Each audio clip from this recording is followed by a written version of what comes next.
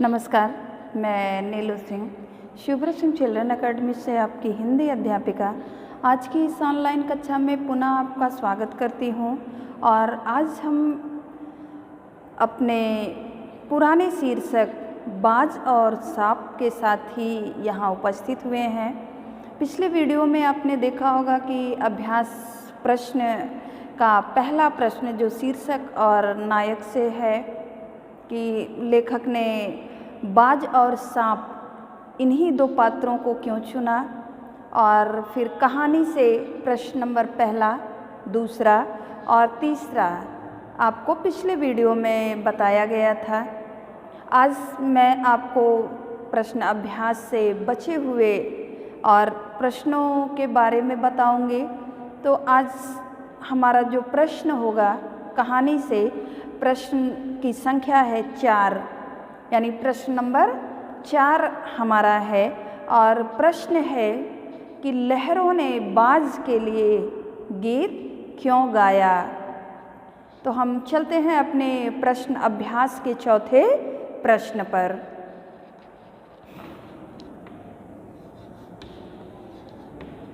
प्रश्न अभ्यास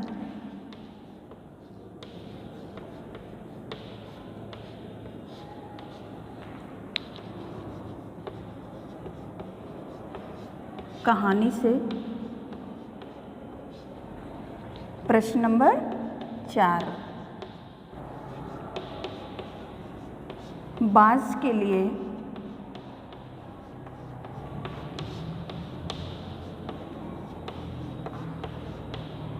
लहरों ने गीत क्यों गाया था।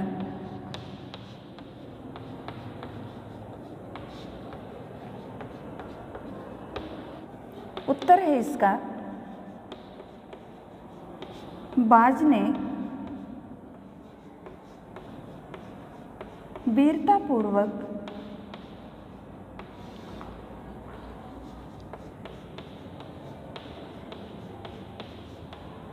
शत्रुओं से लड़ते हुए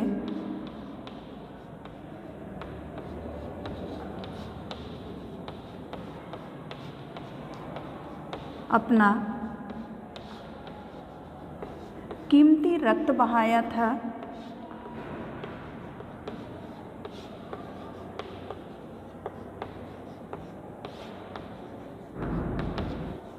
वह साहसी और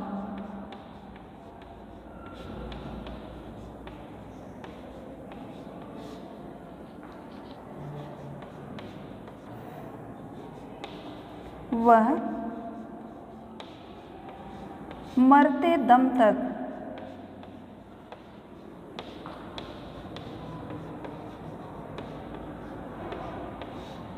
आकाश की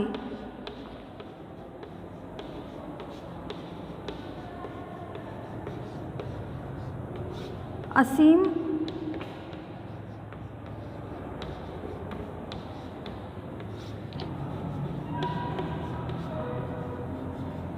को छूना चाहता था।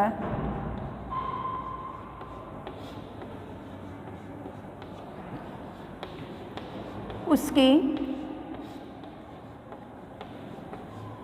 इसी वीरता से प्रभावित होकर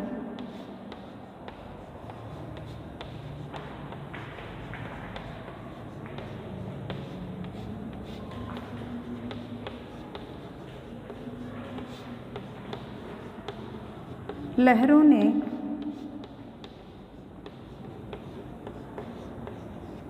गीत गाया था।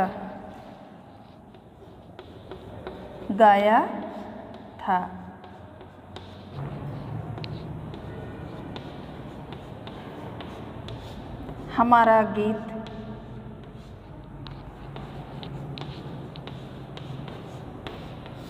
जिंदगी के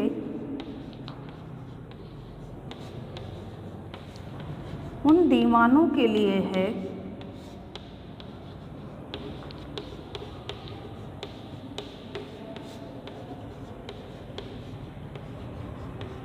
जो मर कर भी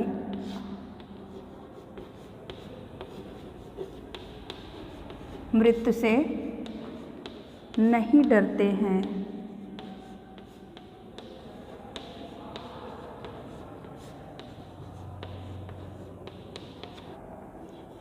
प्रश्न 5 है, घायल बाज को देखकर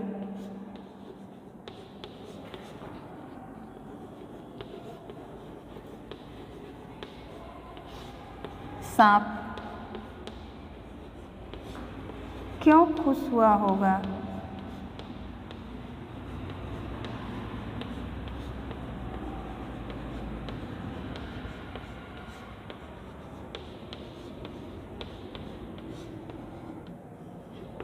उत्तर है इसका, घायल बाज को देखकर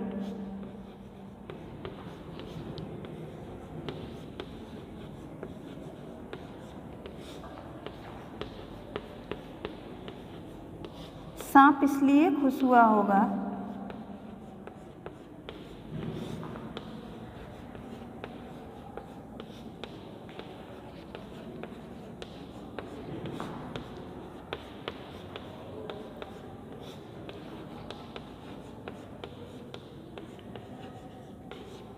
क्योंकि वह यह समझ गया था कि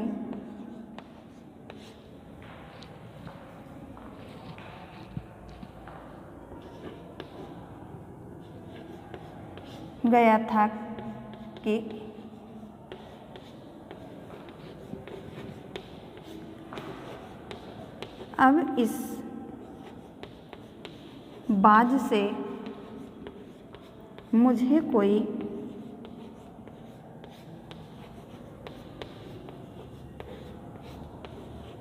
खतरा नहीं है।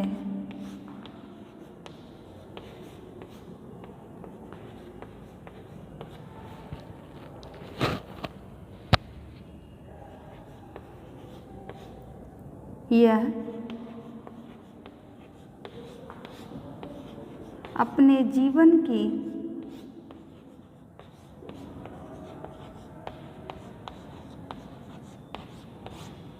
अंतिम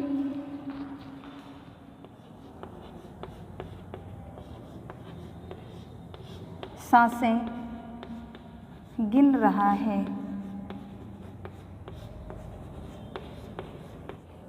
प्रश्न अभ्यास में आपने देखा कि पहला प्रश्न जो था कि घायल होने के बावजूद भी बाज ने ऐसा क्यों कहा कि मुझे कोई शिकायत नहीं है, क्योंकि बाज अपने जीवन को भरपूर जिया था, उसने जो सुख चाहा प्राप्त किया था, तो इसलिए बाज को अपने जीवन से कोई शिकायत नहीं थी। वह सांप को कहता है कि ठीक है, मैं मृत्यु के निकट हूँ, फिर भी मुझे अपने जीवन से कोई शिकायत नहीं है। दूसरा प्रश्न है कि बाज जिंदगी भर आकाश में उड़ता रहा, फिर भी घायल होने के बाद उसके मन में आकाश में उड़ने की इच्छा क्यों थी? तो बाज उस उड़ान के आनंद को जानता था और वह साहसी था, वीर पक्षी था, इसलिए वह मरते समय भी यानी मृत्यु के निकट आ जाने पर भी अपनी अतीत की उन ऊंची उड़ानों को भूलना नहीं चाहता था, इसलिए वो घायल अवस्था में भी उड़ान की इच्छा रखता था। तीसरा प्रश्न आपका है कि सांप जो है वो बाज के उड़ने की जो ललक थी, उड़ने की इच्छा को मूर्खतापूर्ण मान रहा था, फिर भी यानी बाज को मूर्ख मान रहा था, फिर भी उसने उड़ने की कोशिश क्यों की? तो इस प्रश्न का उत्तर ही है कि बाज के उस असीम प्रेम को देख करके, उस शून्यता भरे आकाश के प्रति बाज का जो प्रेम था, जो साहस था, उतनी घायल अवस्था में, मरणासन अवस्था में भी उसकी उड़ने की जो चाह थी, वो सांप के मन में कौतूहल पैदा कर दी। सांप ने कहा कि यह तो मर गया, लेकिन मेरे दिल का चैन छीन ले गया। मैं भी एक बार उस आकाश की ऊंचाइयों को नापना चाहता हूँ और उसके आनंद का अनुभव करना चाहता हूँ। तो उस साहसी पक्षी ने इस कायर जीव के मन में भी आकाश में उड़ने की इच्छा का जन्म किया और अपनी उसी इच्छा पूर्ति के लिए सांप ने एक बार उड़ने की कोशिश की। चौथा प्रश्न आपका है कि बाज के लिए लहरों ने गीत क्यों गाया। तो लेखक ने पाठ में ही बताया है कि यह जो हमारा समाज है वह साहसी व्यक्तियों का ही गुणगान करता है, जो चुनौतीपूर्ण क्षणों को जीते हैं, जीवन को एक संघर्ष मानते हैं, अपने प्रगति के मार्ग में आई हुई हर बाधा को वह डट करके सामना करते हैं और उससे बच करके निकल जाते हैं, अर्थात अपनी उन बाधाओं को अपने विकास में आड़े नहीं आने देते हैं। ऐसे ही व्यक्ति के साहस के कारनामों का समाज भी गुणगान करता है। तो लेखक ने इसीलिए कहा है कि लहरों ने बाज की मृत्यु पर गीत गाया था, क्योंकि बाज एक साहसी और वीर पक्षी था। लहरों ने कहा, सांप ने सुना, उसे ऐसा लगा कि लहरें जो है वो गा रही हैं और कह रही हैं, हमारा गीत जिंदगी के उन दीवानों के लिए है जो मर कर भी मृत्यु से डरते नहीं हैं। तो बाज की उस साहस और वीरता को देखकर लहरों ने बाज के लिए गीत गाया था। पांचवा प्रश्न है आपका कि घायल बाज को देखकर सांप क्यों खुश हुआ होगा। तो सांप इसलिए खुश हुआ होगा क्योंकि बाज से उसे खतरा था, जानता था कि बाज अगर भाई जिंदा रहा या इसके पंखों में ताकत रही तो यह मुझे क्षति पहुंचा सकता है। लेकिन जब उसने देखा कि बाज जो है अपने जीवन की अंतिम सांसें गिन रहा है, अर्थात उसकी मृत्यु एकदम नज़दीक है, बाज घायल है, वह किसी प्रकार से भी सांप को कोई हानि नहीं पहुंचा सकता है, तो यह सोच करके सांप मन ही मन खुश हो गया, मुझे अब इस वीर पक्षी से कोई खतरा नहीं है। पाठ में कहानी से आगे भी कुछ प्रश्न दिए गए हैं। जैसे कहानी में से वे पंक्तियाँ चुन करके लिखिए जो हमें स्वतंत्रता की ओर प्रेरित करती हैं। तो आप पाठ को ध्यानपूर्वक पढ़िए और उसमें से उन पंक्तियों का चयन कीजिए जिन पंक्तियों में आपको ऐसा लगता हो कि हाँ, ये पंक्तियाँ हमें स्वतंत्रता के प्रति प्रेरित करती हैं। दूसरा है कि लहरों के गीत को सुन करके सांप के मन में भी इच्छा जगी, तो वो भी एक बार उड़ने की कोशिश करता है। आप अपनी कल्पना के माध्यम से पाठ को पढ़ करके आप भी विचार कीजिए, विमर्श कीजिए कि अपने लक्ष्य प्राप्ति के लिए हमें किस तरह से प्रयत्नशील होना चाहिए। तीसरा प्रश्न है कि क्या पक्षियों को सचमुच उड़ने में आनंद का अनुभव होता होगा। तो जाहिर सी बात है कि पक्षी स्वतंत्र होते हैं और वो एक डाली से दूसरी डाली या आकाश की उन असीम ऊंचाइयों को छूने में ही अपना आनंद अनुभव करते होंगे। आपके अपने विचार क्या हैं, वो आप पाठ को पढ़ करके अपने विचार व्यक्त कीजिए। अगला प्रश्न है कि मानव ने हमेशा पक्षियों की भांति उड़ने की इच्छा प्रकट की है और अपनी उस इच्छा की पूर्ति आज के युग में मनुष्य किस प्रकार पूरी कर रहा है। तो आप विचार कीजिए कि पक्षियों की तरह उड़ान भरने की मनुष्यों की जो इच्छा है वो किस तरह से पूरी हो रही है। तो इन सब प्रश्नों के उत्तर जब आप पाठ को गंभीरतापूर्वक पढ़ेंगे, पाठ को समझेंगे, तो आपको अपने प्रश्न के उत्तर पाठ के अंदर से ही मिलेंगे। आपका मन भी, आपकी इच्छा भी आपके सामने प्रकट होगी कि हाँ, हमें अपने जीवन को किस तरह से जीना चाहिए। कहानी में मुहावरों का भी प्रयोग हुआ है।